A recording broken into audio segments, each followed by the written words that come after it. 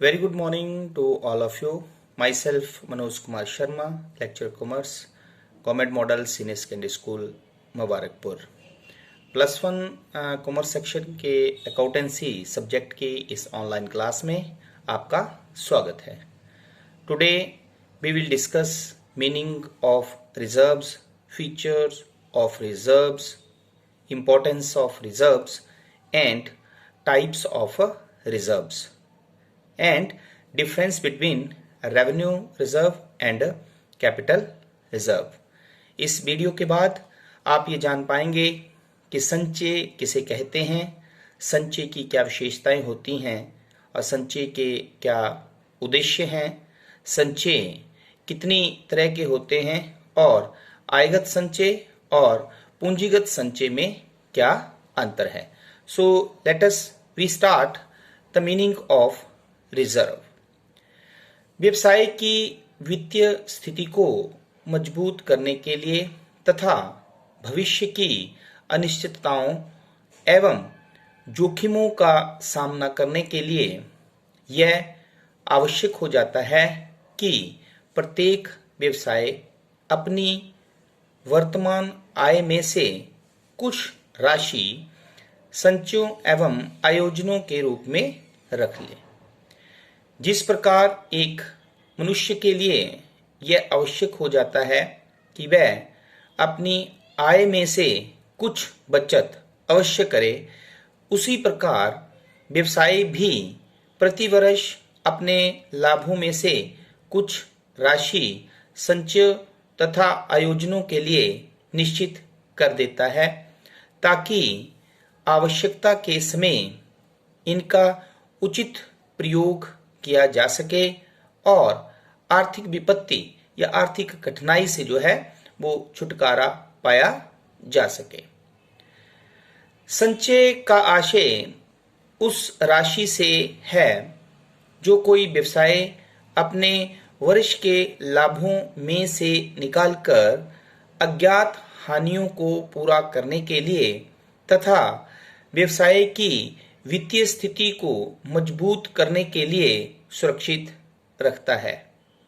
संचय का आशय ऐसी रकम से है जो लाभ एवं अन्य बचत में से निकालकर अलग रख दी जाती है और जिसका उद्देश्य स्थिति विवरण के दिन किसी ज्ञात दायित्व के मूल्य में कमी के लिए व्यवस्था करना नहीं होता है।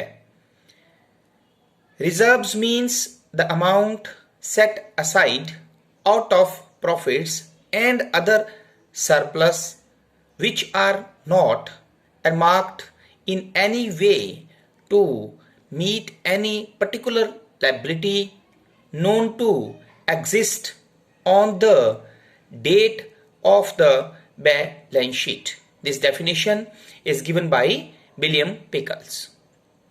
Now we are going to discuss the features of reserves. संचय की विशेषताएं। Number 1 is संचय की व्यवस्था वर्ष के लाभों या अन्य आधिक्यों में से की जाती है। नंबर 2 इज संचयों का निर्माण करना आवश्यक नहीं होता बल्कि ऐच्छिक वॉलंटरली होता है। संचयों का निर्माण व्यवसाय की आर्थिक स्थिति को सुदृढ़ रखने तथा भविष्य की वित्तीय कठिनाइयों का सामना करने के लिए किया जाता है। संचयों का निर्माण अज्ञात हानियों के लिए किया जाता है। अननोन लॉसेस जो होते हैं उनके लिए जो है वो रिजर्व्स बनाए जाते हैं। संचय की राशि को जब व्यवसाय से बाहर कहीं विनियोजित कर दिया जाता है तो इसे रिजर्व्स फंड संचय कोष कहा जाता है। संचयों की राशि को बैलेंस शीट चिट्ठे में प्रॉफिट्स की भांति ही दायित्व लायबिलिटी साइड में दिखाया जाता है। So these are the features of the reserves. Now we are going to discuss the importance of reserves. The first point is व्यवसाय की अज्ञात हानियों की दशा में सहायक, helpful in the case of unknown losses of the business. किसी भी व्यवसाय को भविष्य में यदि कोई हानि उठानी पड़ जाए तो उसकी पूर्ति जो है वो संचय में से ही की जाती है, क्योंकि संचय जो है वो अननोन लायबिलिटीज को मीट आउट करने के लिए ही बनाए जाते हैं। सेकेंड इज आर्थिक स्थिति को सुदृढ़ करने के लिए, to make better financial position. किसी भी व्यवसाय के पास जितने अधिक मात्रा में संचय होते हैं उसकी वित्तीय स्थिति, आर्थिक स्थिति जो है वो उतनी ही मजबूत, सुदृढ़ मानी जाती है, क्योंकि संचयों से किसी भी व्यवसाय के विस्तार के लिए धनराशि उपलब्ध हो जाती है। थर्ड इज लाभांश की दर में समानता बनाए रखना, equality in the rate of dividend. Her company का ये प्रयास रहता है कि उसके द्वारा दी जाने वाली लाभांश की दर प्रति वर्ष इक्वल समान रहे, क्योंकि एक बार अधिक लाभांश देने के पश्चात यदि दोबारा से कम लाभांश दिया जाता है तो इससे जो है वो कंपनी की ख्याति जो है वो नीचे गिर जाती है। इसलिए अधिक लाभ वाले वर्ष में लाभ का कुछ हिस्सा जो है वो लाभांश समानीकरण कोष, डिविडेंड इक्वलाइजेशन रिजर्व में हस्तांतरित कर दिया जाता है, और जिस वर्ष लाभ कम होता है उस वर्ष लाभांश की दर को पिछले वर्षों के समान रखने के लिए इस कोष में से लाभांश दिया जाता है। नेक्स्ट इज विशेष उद्देश्यों की पूर्ति करना, फिलिंग द स्पेशल एम्स। संचयों का निर्माण विशेष उद्देश्यों की पूर्ति के लिए भी किया जाता है, जैसे ऋण पत्रों का भुगतान करने के लिए ऋण पत्र शोधन कोष, डिवेंचर रिडेम्पशन फंड अकाउंट बनाया जाता है, और जब ऋण पत्रों का शोधन किया जाता है तो इस फंड से जो है वो राशि का प्रयोग किया जाता है, जिससे व्यवसाय की वित्तीय स्थिति पर कोई भी विपरीत असर जो है वो नहीं पड़ता है। Now we are going to discuss the types of reserves. Mainly we have two types of reserves. हमारे पास संचय दो प्रकार के होते हैं, आयगत संचय और पूंजीगत संचय, revenue reserves and capital reserves. So firstly we will discuss revenue reserves, आयगत संचय। आयगत संचय का निर्माण व्यवसाय के साधारण लाभों में से किया जाता है, इसलिए इन संचयों का प्रयोग भविष्य में अंशधारियों को लाभांश वितरित करने के लिए भी किया जा सकता है। जो रेवेन्यू रिजर्व्स हैं ये भी हमारे पास टू टाइप्स के होते हैं। Number one is general reserve, सामान्य संचय। कोई भी व्यापारी अपने व्यवसाय के संपूर्ण लाभ को व्यवसाय से नहीं निकालता, अपितु उसका एक हिस्सा जो है वो भविष्य के लिए सुरक्षित करके रख लेता है। अतः व्यापार के लाभों में से जो हिस्सा व्यापार की आर्थिक स्थिति को मजबूत करने के लिए अलग रख दिया जाता है उसे जनरल रिजर्व, सामान्य संचय कहा जाता है।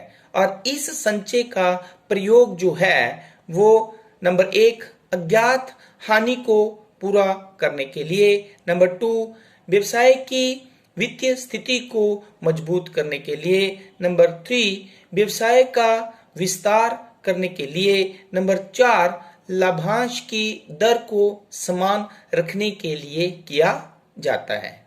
Now second type of revenue reserve is विशेष संचय, स्पेशल रिजर्व। जिस संचय का निर्माण किसी विशेष उद्देश्य की पूर्ति के लिए किया जाता है उसे विशेष संचय कहा जाता है। इन संचयों का प्रयोग जो है वो विशेष उद्देश्यों के लिए किया जाता है, जैसे लाभांश सामान्यीकरण संचय, डिविडेंड इक्वलाइजेशन रिजर्व, इसकी स्थापना लाभांश की दर को समान करने के लिए किया जाता है। संपत्ति के प्रतिस्थापन के लिए संचय, reserve for replacement of assets, किसी तकनीकी चेंजेस के कारण अगर किसी संपत्ति को चेंज करना पड़े तो उसके लिए इस रिजर्व से जो है वो राशि यूज की जाती है। नंबर 3, कर्मचारी क्षतिपूर्ति कोष, जिसे वर्कमैन कंपनसेशन फंड भी कहते हैं। तो इस फंड में से राशि जो है वो किसी भी व्यवसाय में कर्मचारियों को क्षतिपूर्ति के लिए की जाती है। देन डिवेंचर रिडेम्पशन रिजर्व, ऋण पत्र शोधन कोष का प्रयोग जो है वो ऋण पत्र धारियों को ऋण की वापसी के लिए किया जाता है। Now the second type of reserve is capital reserve, जिसे हम पूंजीगत संचय भी कहते हैं। पूंजीगत लाभों में से बनाए गए संचय को पूंजीगत संचय कहते हैं। अब पूंजीगत लाभ जो है वो किसी भी व्यवसाय में किन लेन देनों से होते हैं, जैसे स्थायी संपत्तियों के विक्रय से प्राप्त होने वाला लाभ। नंबर 2, संपत्तियों एवं दायित्व के पुनर्मूल्यांकन से होने वाला लाभ, profit on revaluation of assets and liabilities. Number 3, अंशों तथा ऋण पत्रों के निर्गमन पर प्राप्त होने वाला premium received on the issue of shares and debentures. Then जब्त अंशों के पुनः निर्गमन से होने वाला लाभ, प्रॉफिट ऑन रीइश्यू या फॉरफीचर, जिसको आप कहते हैं reissue of forfeited shares. Then ऋण पत्रों के शोधन से लाभ, profit on redemption of debentures. तो ये ट्रांजेक्शन जो है, ये लेन देन जो है, इनसे जो लाभ होता है उसे हम पूंजीगत लाभ कहते हैं। ठीक है, और पूंजीगत लाभ का हिस्सा जो पूंजीगत हानियों को अपलिखित करने के लिए अलग से रखा जाता है उसे ही पूंजीगत संचय कहा जाता है।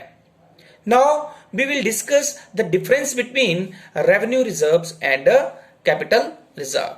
The first point we have स्थापना का स्रोत, source. Number 1 is जो आयगत संचय हैं वो आयगत लाभों में से बनाए जाते हैं, लेकिन जो कैपिटल रिजर्व्स हैं वो पूंजीगत लाभ या कैपिटल प्रॉफिट में से जो है वो बनाए जाते हैं। सेकंड इज लाभांश का वितरण। रेवेन्यू रिजर्व जो है, जो आयगत संचय हैं, उनका प्रयोग लाभांश के वितरण के लिए किया जा सकता है, और पूंजीगत संचय जो है वो कैपिटल प्रॉफिट्स जो हैं, कैपिटल रिजर्व जो है, उनका प्रयोग लाभांश के वितरण के लिए, लाभांश को देने के लिए जो है वो नहीं किया जा सकता है। देन नेक्स्ट पॉइंट इज जो रेवेन्यू रिजर्व जो है वो संस्था की वित्तीय स्थिति, आर्थिक स्थिति जो है, आर्थिक वित्तीय स्थिति जो है उसे मजबूत करने के लिए इनका निर्माण किया जाता है। लेकिन जो पूंजीगत संचय होते हैं, कैपिटल रिजर्व जो होते हैं, वो कानूनी रूप से जो है, वैधानिक रूप से जो बनाना जरूरी होते हैं, वैधानिक जरूरत के लिए जो है वो उन्हें बनाया जाता है। And then the last one is specific and normal.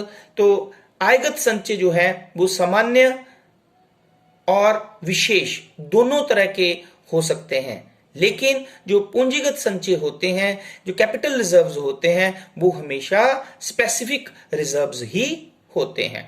तो इस तरह से आज के वीडियो में हमने meaning of reserves, features of reserves, importance of reserves and types of reserves and at last the difference between revenue reserves and capital reserve जो है वो डिस्कस किया। तो आई होप कि ये कंसेप्ट जो है वो आपको अच्छी तरह से समझ में आ गया होगा। Thank you very much.